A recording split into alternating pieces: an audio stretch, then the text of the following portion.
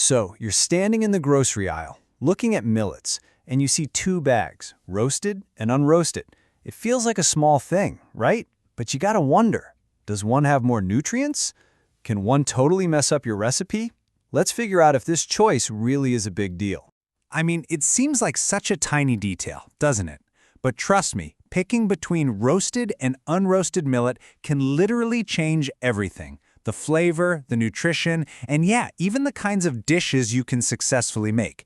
This choice is way more important than you think. Okay, so let's get into the nitty-gritty. To really make the right call, you first have to understand what roasting is actually doing to the millet grain.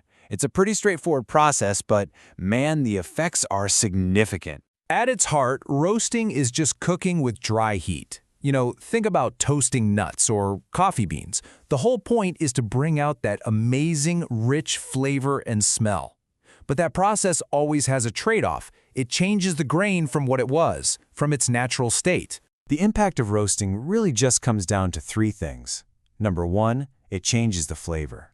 Number two, it affects the nutrients. And number three, and this one is huge, it totally changes what's happening with the microbes on the grain surface. Let's talk about the big pro first, flavor. Roasting gives millets this incredible, deep, nutty taste that is just perfect for certain dishes. Now the trade-off. That high heat can knock out some of the more delicate, heat-sensitive stuff, like B vitamins and some antioxidants. Your minerals, like iron and magnesium, they're tough, they'll be fine. But you do pay a small nutritional price for that awesome taste. Okay, but here is the real game changer. That dry heat basically sterilizes the grain. It kills off all the good, friendly, natural microbes that live on the surface. And why does that matter so much? Well, those little guys are the engines that power fermentation. Without them, your traditional probiotic-rich recipes like dosa, they just won't work.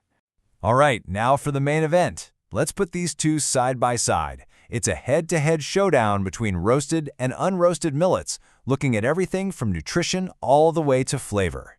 So here are two contenders. In this corner, we have the mild, natural, microbe-rich unroasted millet. And in the other corner, the nutty, aromatic, and toasted roasted version. Let's see who comes out on top. And boom! This table really lays it all out. Yeah, you can see that small dip in vitamins and antioxidants when you roast it. But the real decider, the most important line here, is natural microbes. Unroasted has them, roasted doesn't.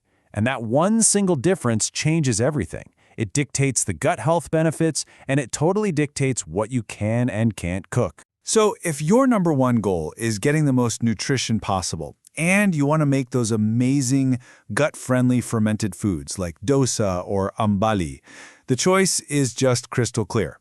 Unroasted millets are the undisputed champion. Okay, so the science is solid. But what does this actually mean for you when you're in your kitchen?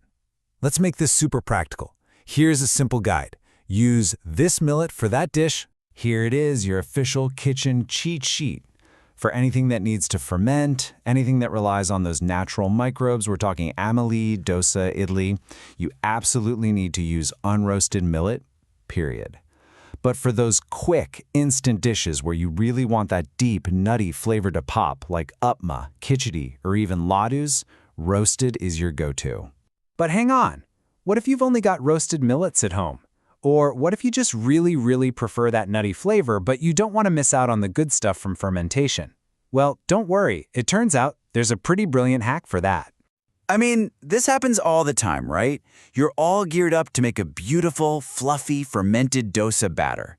You open your pantry and, oh no, it's only roasted millet. Are your probiotic dreams totally crushed?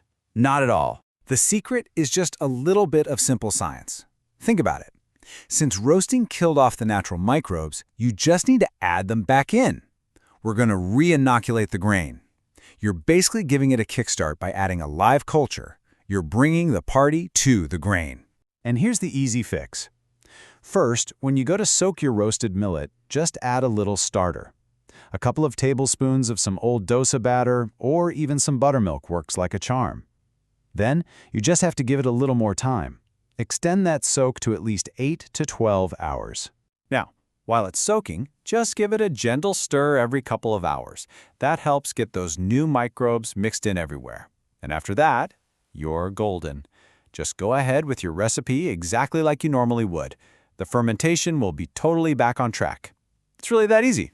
So, after all the science, the side-by-side comparison, and the kitchen hacks, it really all comes back to this one choice. What's more important for the meal you're about to make? If we had to boil it all down to one single thought, this is it. For that great taste and quick convenience, go for roasted. For the best nutrition and all those good probiotics, you gotta choose unroasted. So you see, there isn't one single best millet. The right choice is all about your recipe and what you care about most.